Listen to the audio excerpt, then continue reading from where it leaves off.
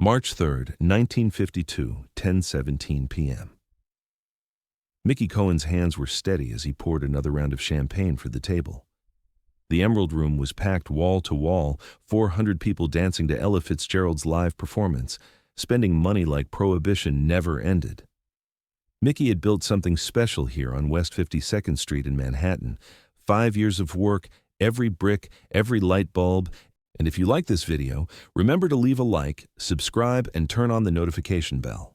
Every deal with the city inspectors paid for with his own money, his own sweat. The Emerald Room wasn't just a nightclub. It was his retirement plan, his legacy, the thing that would let him walk away from the life clean. He'd paid his dues. 23 years in the rackets, working for everyone from Meyer Lansky to Frank Costello. He'd done collections, bookmaking, even muscle work when he was younger. But Mickey was 47 now. His knees hurt, his back hurt, and he was tired of looking over his shoulder. The Emerald Room was supposed to be different, legitimate, clean.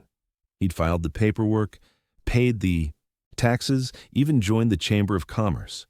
For the first time in his adult life, Mickey Cohen was running a legal business. That's when Anastasia walked in. You didn't mistake Anastasia for anyone else. 5'9", built like a fire hydrant, with eyes that looked through you instead of at you. He was the Lord High Executioner, the man who'd killed more people than tuberculosis. He ran Murder Incorporated in the 30s, the Gambino family's enforcement arm in the 50s. When Anastasia wanted something, you gave it to him. When he suggested something, you agreed. When he walked into your establishment, you smiled and you bowed and you thanked God he wasn't there for you. But Mickey had left that world. He'd paid his exit fee to Costello personally, $50,000 for permission to go straight. That was the arrangement. That was the deal. Anastasia walked straight to Mickey's table in the back, 2 men flanking him. Mickey knew them both. Joey Surprise on the left called that because he liked to catch people off guard. And Tough Tony Anastasia on the right, Albert's younger brother, the one who ran the Brooklyn docks. Albert sat down without being invited. He didn't look at the champagne, didn't acknowledge Ella's performance, didn't waste time with pleasantries. "Nice place you got here, Mickey," Albert said, his Brooklyn accent thick as motor oil. "Real nice. Must be doing good business." Mickey felt his stomach drop, but he kept his face neutral.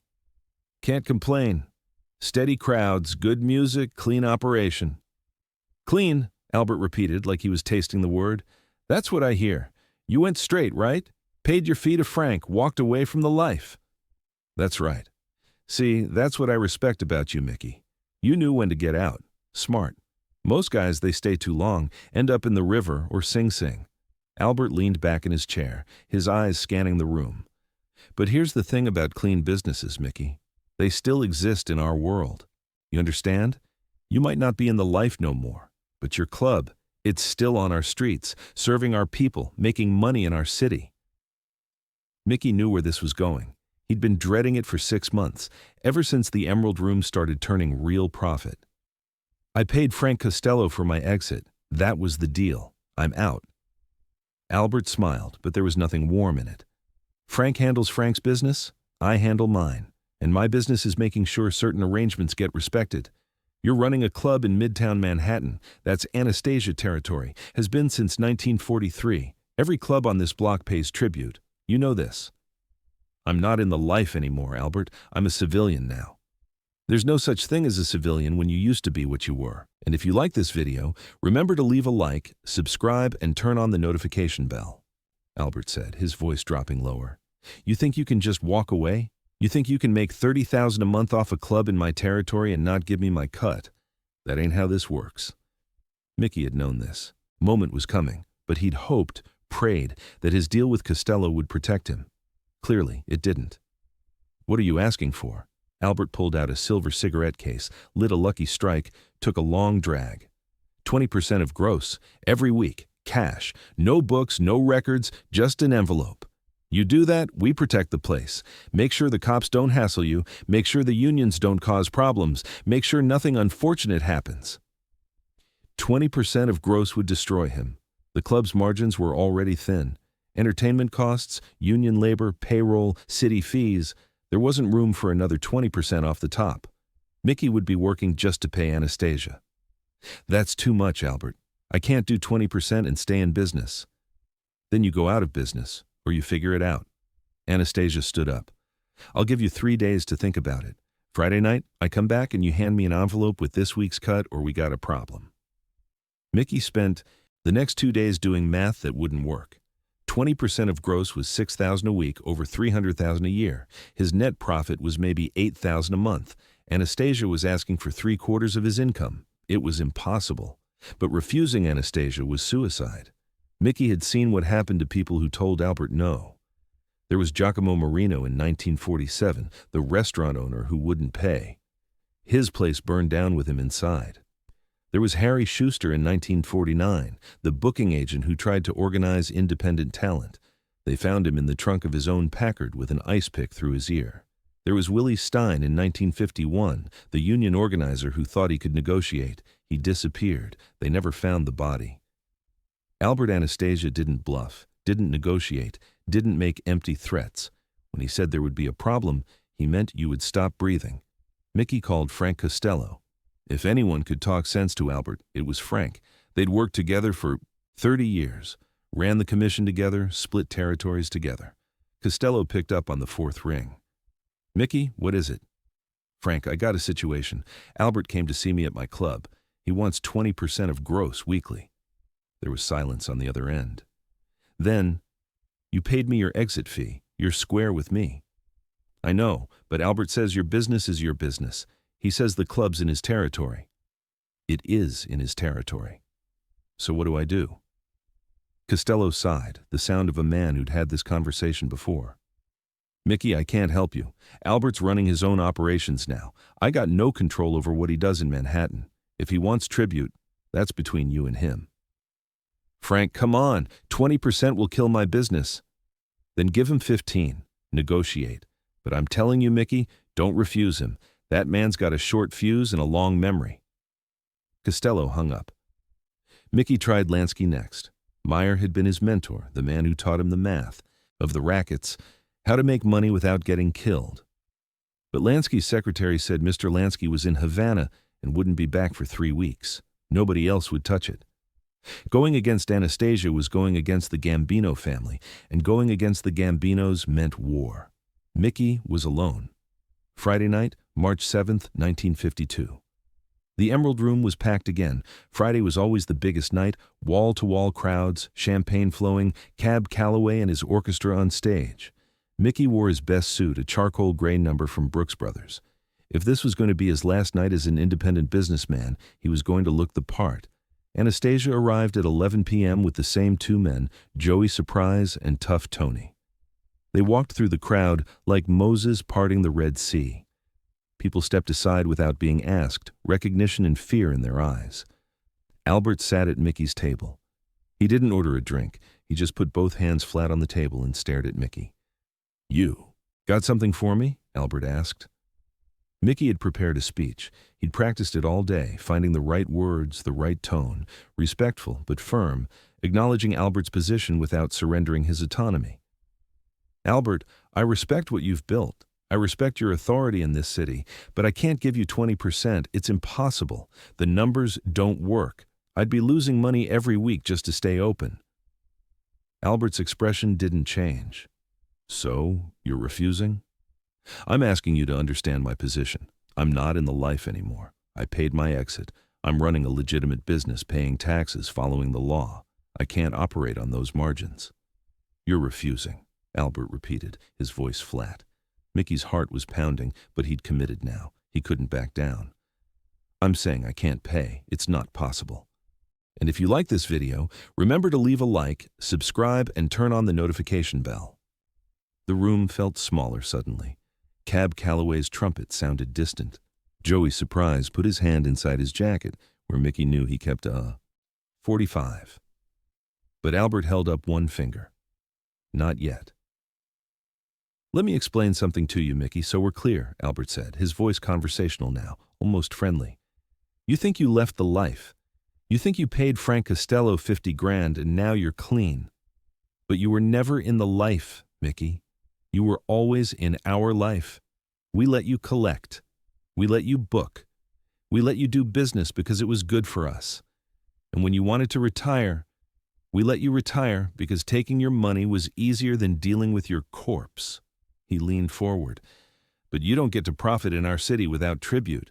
You don't get to make $30,000 a month in Anastasia territory and tell me to go to hell. That ain't retiring. That's disrespect. I'm not disrespecting you, Albert. I'm just trying to survive. No, Albert stood up. You're trying to have it both ways. You're trying to be legitimate while using connections you made in the rackets. You're using your reputation to keep other crews away. You're using my name whether you know it or not. Every time some punk thinks about shaking you down and doesn't, you know why? Because they know you used to work for Costello and Lansky. They know you got protection, whether you paid for it or not. Mickey hadn't thought of it that way, but Albert wasn't wrong. There had been approaches, young crews from Brooklyn and the Bronx looking to muscle in. Mickey had always mentioned his history, and they'd always backed off. I'll give you 10%, Mickey said desperately. 10% of net, that's fair. That's what I can afford. Albert shook his head slowly. 20% of gross, or I burn this place to the ground with you in it. The words hung in the air. People at nearby tables had stopped talking, sensing something wrong. Cab Calloway's orchestra played on, but it felt like funeral music now. You can't do that, Mickey said, his voice barely above a whisper. I'm a legitimate businessman. You burn my place. The cops will come down hard. Costello won't stand for it. The commission won't stand for it. The commission doesn't care about you, Mickey. And the cops? They'll write it up as faulty wiring, accidental fire. These old buildings, you know how it is. Nobody's going to war over Mickey Cohen's nightclub. Albert buttoned his jacket. You got until closing time to change your mind. Come find me with an envelope or don't. But if you don't, you better be somewhere else when the lights go down. Anastasia walked out. Joey Surprise and Tough Tony followed, and Mickey sat there in his Brooks Brothers suit watching his dream walk away. Mickey had 2 hours until closing time. 2 hours to decide if his pride was worth his life. The smart move was obvious. Go to the back office, count out $6,000 from the week's take, put it in an envelope, find Anastasia before 1 a.m. and bow his head. He'd be broke in 6 months, probably have to sell the club, but he'd be breathing. That was the smart move. That. But Mickey Cohen hadn't spent 23 years in the rackets just to end up as another businessman paying tribute. He'd gotten out, he'd paid his fee, he'd earned his freedom. If he gave in now, he'd spend the rest of his life under Anastasia's thumb, working for a man he'd retired from working for. The principle mattered. Maybe it was stupid.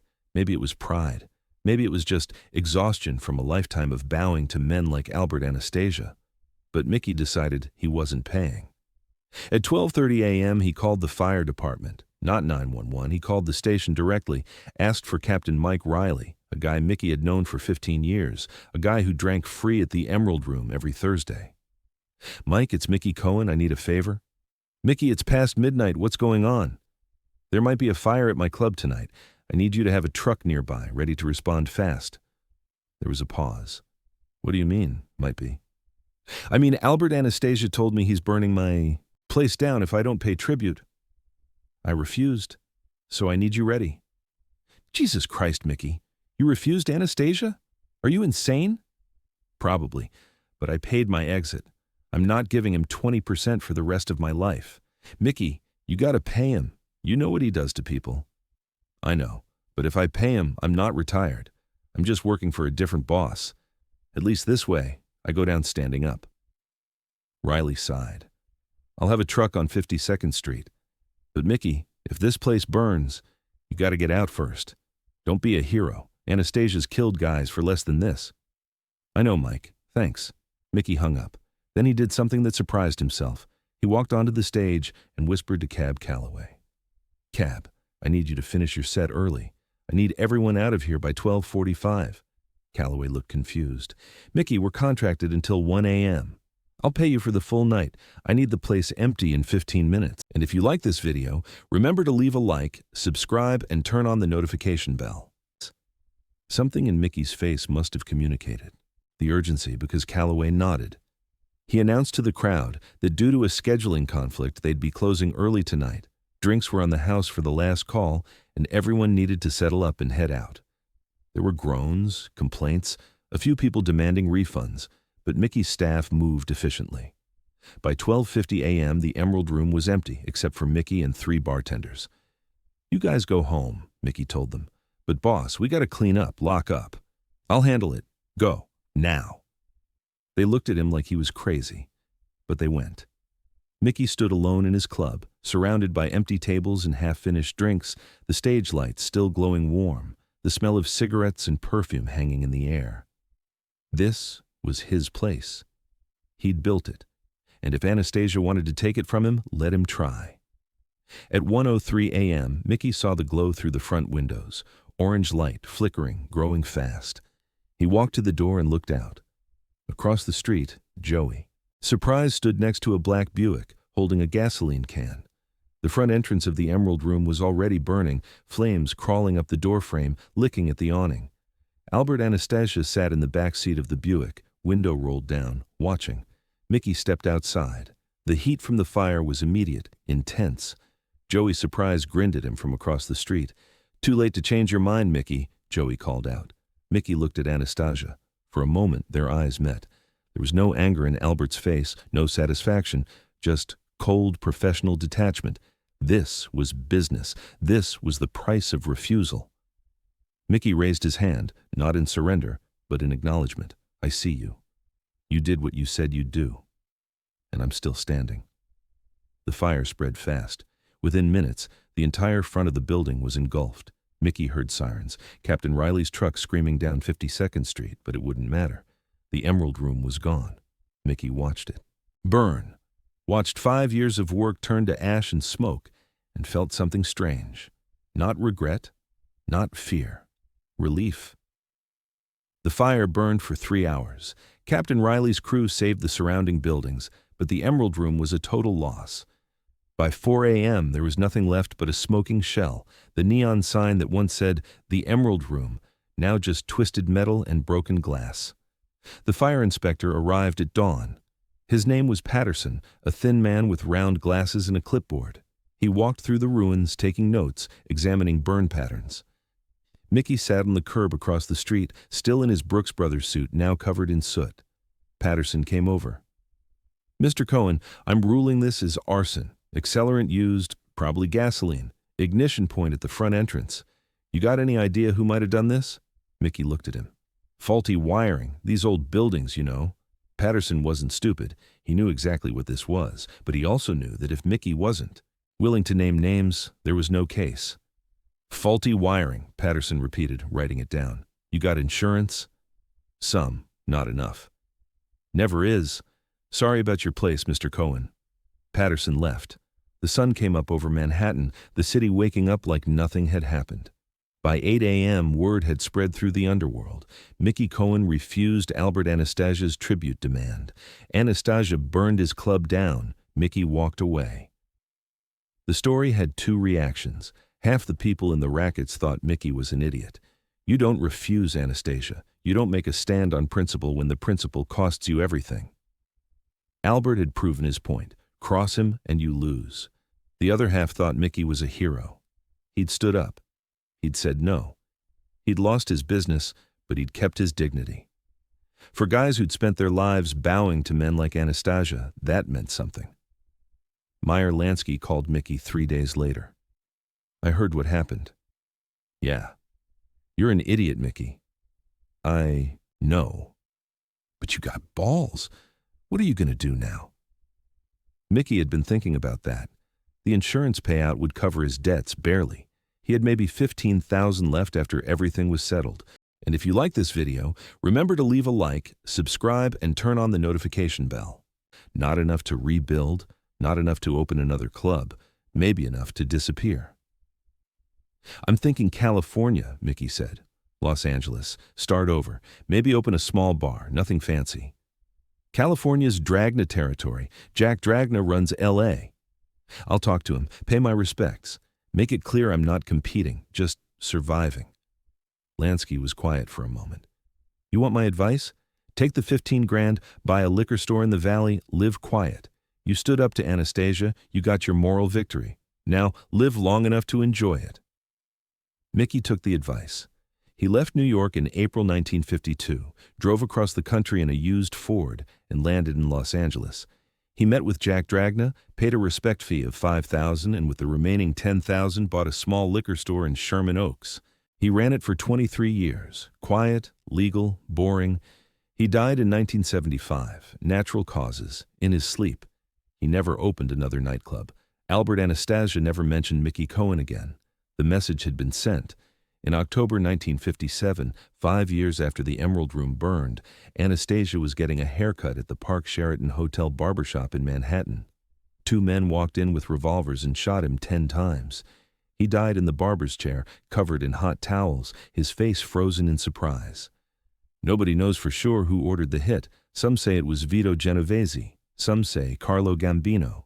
Some say it was a combination of grudges from a dozen different crews. But there's a theory that doesn't get talked about much.